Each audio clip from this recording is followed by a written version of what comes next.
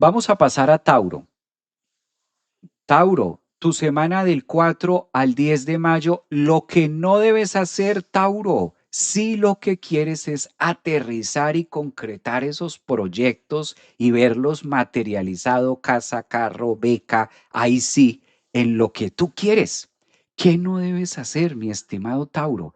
Hacer las cosas como las venías haciendo antes. Error, alerta roja, urgente, peligro. No, Tauro. Ahora que acabó de salir Urano y está en la casa 2, Urano va a premiar a todos los taurinos que se atreven, que arriesgan, que lo hacen distinto, que lo hacen diferente, que se actualizaron, que están utilizando la tecnología, las herramientas que se están abriendo a nuevas cosas, que están cambiando incluso hasta su forma de valorarse y de apreciarse y haciéndolo diferente.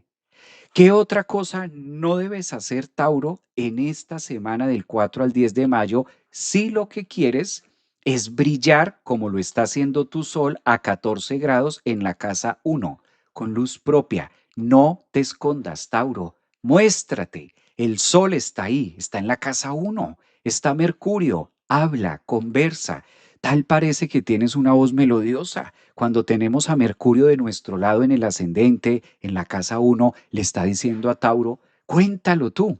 Ay, pero es que Tauro dice, pero es que ya todo el mundo habla de eso, pero nadie conoce tu voz. Ah, pero es que qué pereza, más de lo mismo.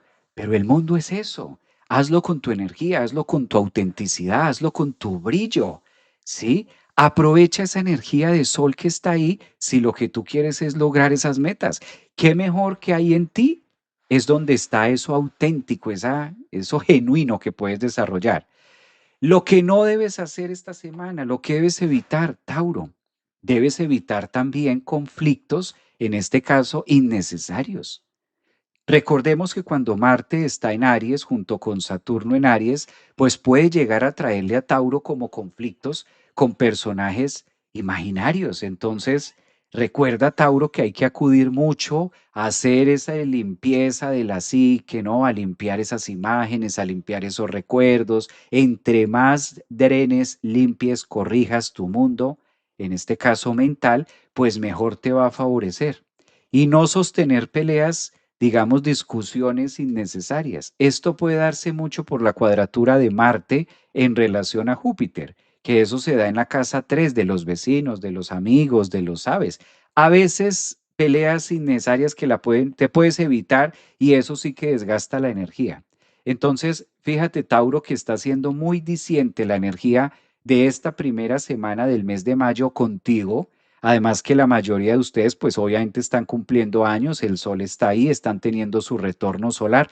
Incluso hasta para eso hay que desarrollar tecnología, mi estimado Tauro.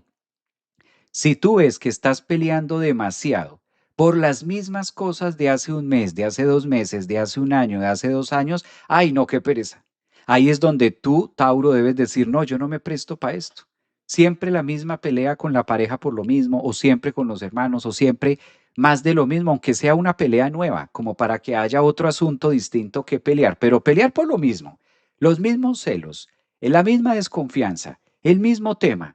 Es como eso, ¿no? Hay que atender mucho a las cuadraturas de Marte y Júpiter cuando están en la casa 12, como es el caso tuyo, Tauro, y en la casa 3, porque ahí es donde nosotros nos comunicamos con nosotros mismos y de acuerdo al diálogo interno que tengamos, es el diálogo que vamos a utilizar de manera externa con los demás. Tauro, disfruta tu cumpleaños más bien y aprovecha para hacer cosas totalmente novedosas. Más amigos, menos conflictos, es la energía que le está diciendo a los taurinos. A ver si hay tauros de pronto por aquí que me acompañen de manera en el público, si hay personas de signo Tauro. Recuerden que esto aplica también para los ascendentes, ¿verdad?